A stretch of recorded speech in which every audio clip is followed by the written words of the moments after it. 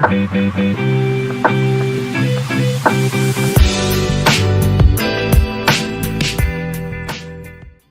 name is Kok Yam. I'm the Chief Executive of the Singapore SkillsFuture Agency and also the Chairman of the Institute for Adult Learning.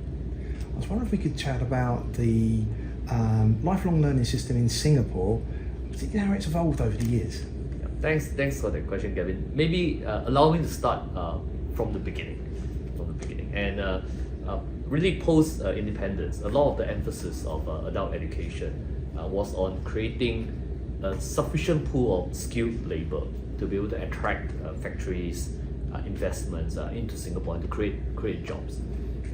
As we progress, it became more of an issue of competitiveness and productivity, and so a lot of training has to do with building up that productivity among the workforce to remain competitive, because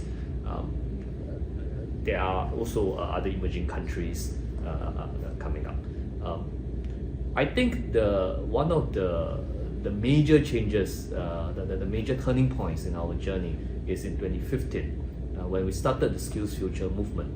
And here, the emphasis has become self-direction. So what we did was we had what we call a SkillsFuture credit, and we have every working adult above the age of 25 to have a learning account. It's significant, not too large considering that it's for lifetime, but it's a learning account, and people can consider what is their own learning journey and how they want to invest that learning account, that credit for themselves. So a little bit of that self-direction. In more recent years, we needed to complete the ecosystem. So one of the major thing is to be able to involve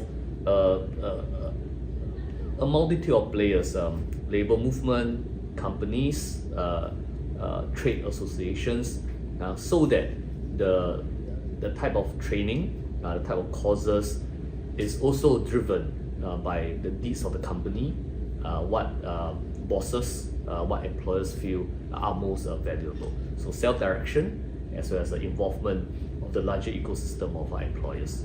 That's really interesting. So the whole area around the learner taking ownership of their future career and their interest levels is really interesting, but also matching up to what employers are looking for as well. Indeed. So and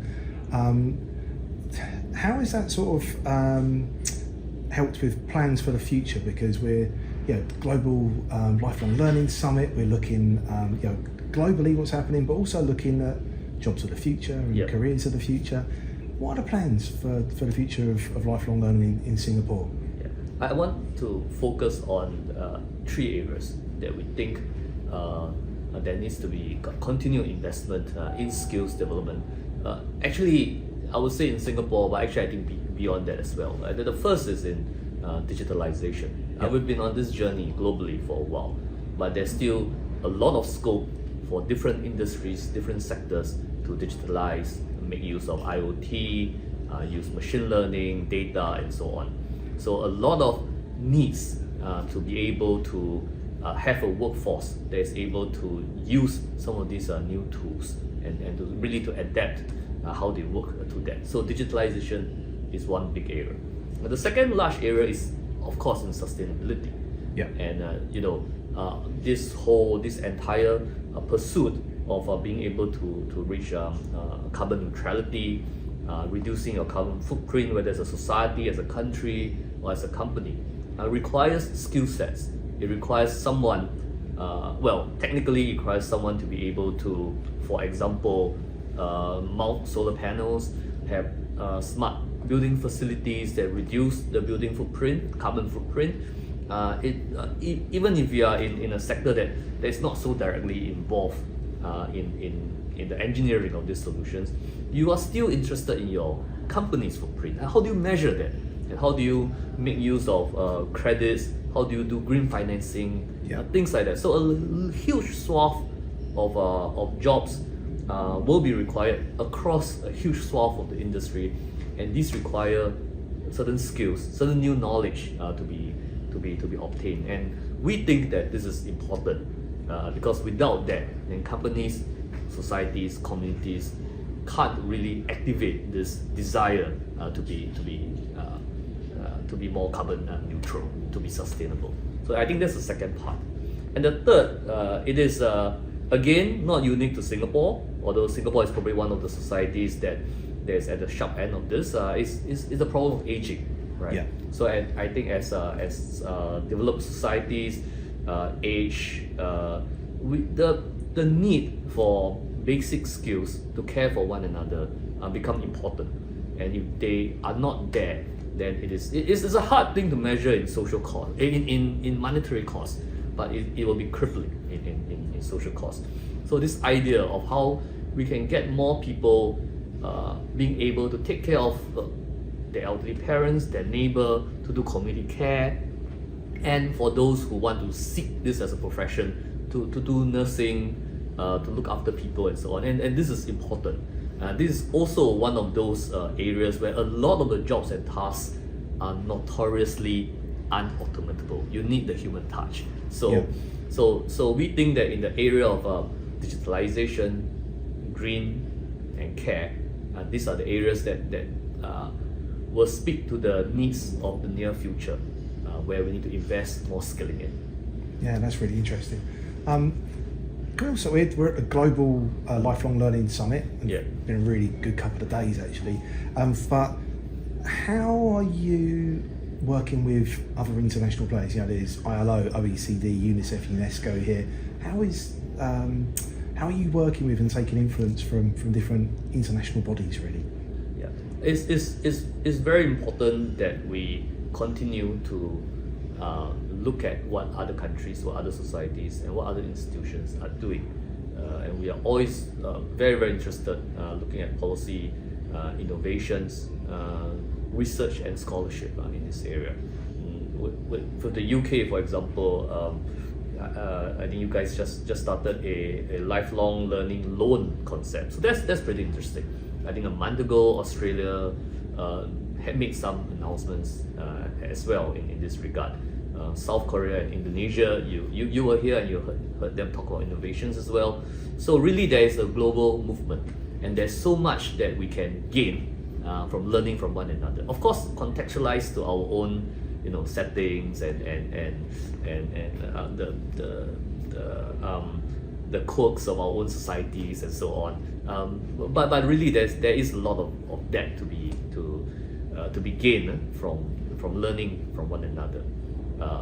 I also want to refer to what my senior minister Taman said about the art and science of adult education, and this is one area where we think that a lot more investment can be made in this. How do you guide an adult? Maybe guide is not even the correct word. How do you help an adult gain confidence in a certain skill set? Give him the assurance that he knows enough to be able to make that shift from one industry to another industry, or indeed to advance in that industry. The adult is not going to have a blank slate like a child. He's going to come in with experience. He's going to want to know how what he learns applies to his workplace. As kids, if you are taught calculus or the principles of economics, we're going to do this for the exam, right? We don't ask how useful this is, how it's going to help me. But for adults, that question is very important. Adults have a lot of things to do, a lot of things on their plate, family, work and so on. So how do I deliver robust education, robust learning, but conveniently in bite-sized format? How do I modularize things? And there was a discussion on micro-credentials, for example. How do I do that? How do I activate that?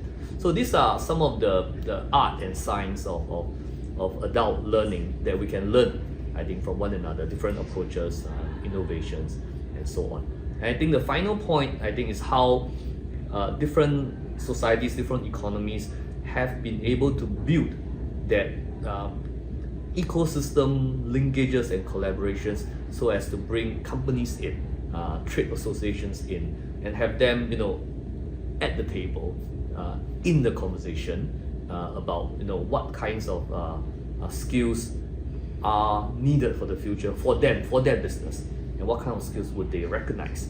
And this is very, very important in terms of being able to ensure that whatever the learner goes through in class, whatever taxpayers' money that we invest in continuous education, it is relevant, it is of quality, and it's recognized by employers.